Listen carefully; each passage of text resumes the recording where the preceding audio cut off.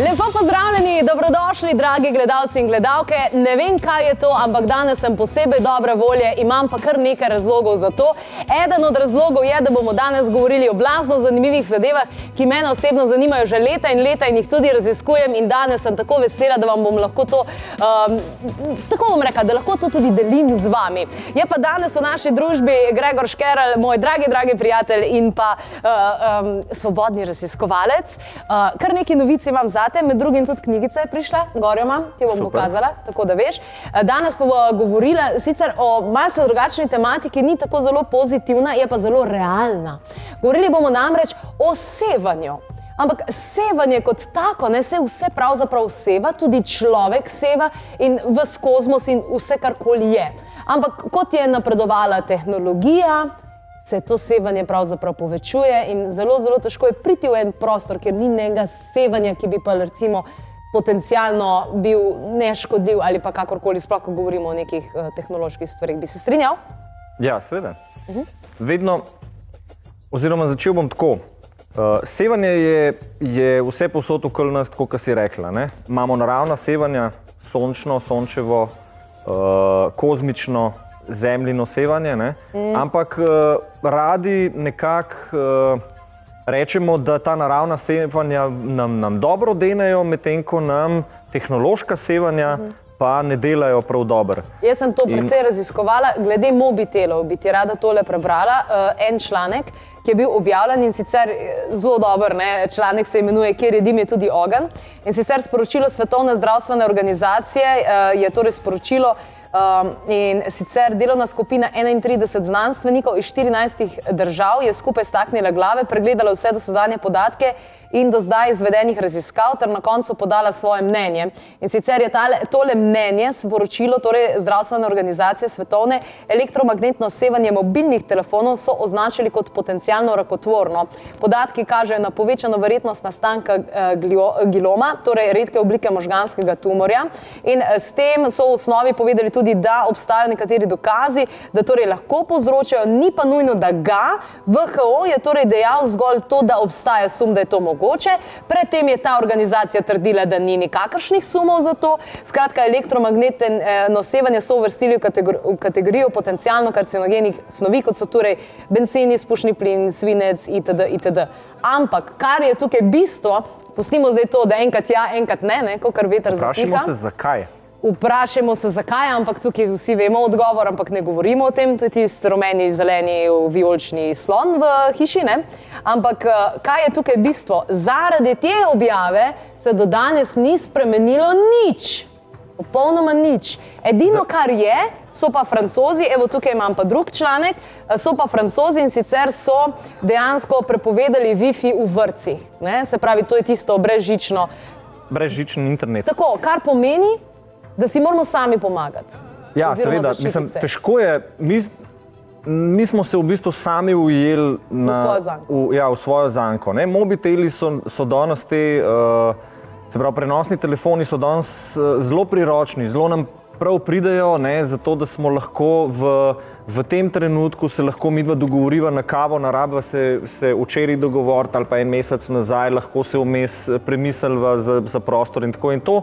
Ta razvajenost, ne, nas je pripeljala do tega, da zelo težko rečemo telefonu ne.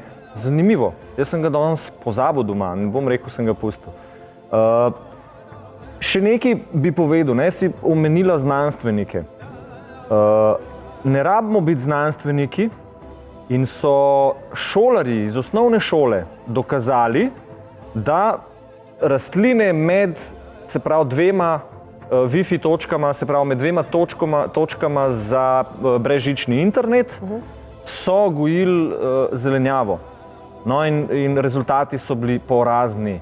Ugotovili so, se pravi, to je, spet bo nekdo rekel, ja, ni bilo znanstveno dokazano in bla bla, ne, ampak dejstvo je, da v prostoru med tema dvema oddajnikom in sprejemnikom, ne, rastline se niso mogle regenerirati, niso mogle dovolj hitro rasti, kar pomeni, listi so bili zgrbančeni, nepravilne oblike, se pravi, ni bilo po Fibonacci oblika, ampak je bilo vse neki, se pravi, nered je nastal kaos v teh rastlinah, v strukturi rastlin. Ne? No, ampak tukaj si zdaj rekel, ja, to ni bilo znanstveno dokazano. Dobro, gre se za en poskus, ki so ga naredili v šolah, ampak dejansko so znanstveni dokazi, kar se teh stvari tiče. In vsa sevanja, ko govorimo o sevanjih včasih, so tudi dobra in ne smemo pozabiti tudi na eno zelo, zelo veliko sevanje, ki ima velik vpliv na nas. In sicer sam verjetno veš, kako se počutiš, če si v družbi enega zelo takega agresivnega človeka, ki je slabe volje ali pa kakorkoli. Dejansko čutiš to od njega. In tudi ta človek seva. In potem je zelo zanimivo, da vsa ta sevanja, danes bomo namreč govorili tudi o eni izmed rešitev, govorimo o orgonitu in zelo zanimivo je, predtem že pred oddajo sva klepetala tukaj za Katjo, ki se nama tudi kasneje pridruži, o tem, da si ti pravzaprav za to slišal že ful časa nazaj, ne? No, ful, to je, pri nas se je začelo to pojavljati tam nekje 2011-2012, ne? In takrat sem pač, glede na to, da sem bolj aktiven, sem bolj sem in tja, povsod me je dovolj, sem srečal človeka, ki mi je v bistvu predstavil orgonit. Zakaj, kako in mi ga je tudi seveda podaril. Jaz moram reči, da jaz sicer doma nisem čutil nekih večjih sprememb. Mogoče zato, ker sem sam toliko močno imam bioenergetsko polje, da zelo težko me karkoli tazga vrže iz tera. Vem pa, da so nekateri ljudje, ki so bolj senzibilni za te stvari, da so čutili, kako so se stvari spremenile. Drugače pa dejansko vidiš, da rože bolj rasejo, če je orgonit v hiši.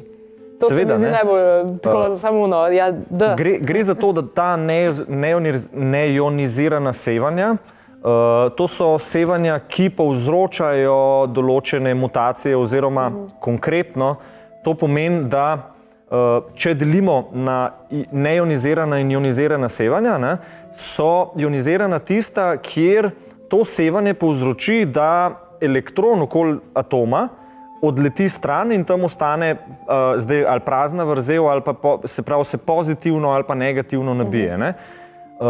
No in to je razlika med tem, kaj naj bi bilo škodljivo in kaj ne, katero sevanje ja in katero ne. In če gledamo po temu, večino tehnologije je nekako povzroča ionizirano sevanje, tako kot sva rekla, pri telefonih ali pa pri brezžičnih napravah, internet in tako naprej. Imam vprašanje zate. Ali se zavedamo vsega škodljivega sevanja, kateremu smo ves čas izpostavljeni, kamorkoli gremo? Ker tukaj so dejansko, ne vem, so recimo zgodbe neke ženske, ki ni mogla zanositi, potem je pa izgubila službo, je lahko popolnoma hitro zanosila in je ugotovila, da dejansko na listi je našla en printer, se pravi tiskalnik, ki so ga imeli v službi in dejansko je bilo nekje zapisano, da ti printerji dejansko sevajo na takšen način, da lahko pri ženskah povzročijo te težave. Ampak to so zastrašujoče zadeve. To je, lahko čisto preprosto rečeva, neka stvar se pokvari. Televizija, na primer, in začne piskati, nek pisk je odzadaj. Zdaj, odvisno, katere frekvence je ta pisk in pa s kje same naprave to prihaja. Če je to nekje, kjer je visoka napetost, kjer so stare katodne cevi, to so ta stare televizije, rečemo, če je to tam, je to zelo visoka napetost. In sicer so moči tam relativno majhne, ampak visoke napetosti lahko povzročijo v bistvu katoda elektrone pošilja v zaslon in ko elektron prileti v zaslon, tam zasveti. No in zdaj rečemo, lahko pride do tega, da te elektrone pošilja narobe, pošilja ven in elektron kot pri fliperju začne se odbijati in potem pade ven. Mi v bistvu tega, to ko piska je nek znak, da je mogoče z napravo lahko kaj narobe. In mi ne vemo dejansko, ali v tem primeru je defektna ta naprava ali ne, lahko pa povzroča to sevanje zelo močno. In to, tako kot si rekla prej. Ampak problem je v tem, da ne vidimo tega. Ne vidimo in človek je pa še vedno v bistvu obremenjen s tem, da tisto, kar ne vidi, misli, da ne obstaja. Ampak vsi pa radi uporabljamo brezžični internet. Ves čas pa se ne vprašamo, čakaj malo, kako to deluje, če z tega ne vidim, če ni kablov dejansko. Ja, deluje tako približno kot televizijski signal, radijski signal. Mi ga sicer ne slišimo, zato ker je to v takih frekvencah, hkrati je pa še modulacija, kar pomeni, da je na enem signalu gor še drug signal, ne, je nosilni signal in potem signal, ki ga mi beremo. Ne, in zaradi tega mi tega, če bi bil v našem spektru, ne bi mogli slišati, ker pride do harmonizacije, do seštevka, multiplikacije tega in ne moramo tega slišati. Ne? Torej, Gregor Škerl, kot svobodni raziskovalec, aktivist, ki se ne proda, ki ohranja svojo glavo, svoj pogled in vsak dan in svoje življenje pravzaprav posveča temu, da raziskuje vse skupaj. Kakšno je torej tvoje mnenje? Se zavedamo vsega negativnega sevanja, da ali ne? Ne. Ne moramo. Če pogledava zdaj, prihaja tehnologija, ko bi radi satelitski internet nam podarili, ne? Tehnologiji in pa ta kapital. Gre tukaj za GPS sistem, ki ravno tako seva signal v se pravi našo atmosfero.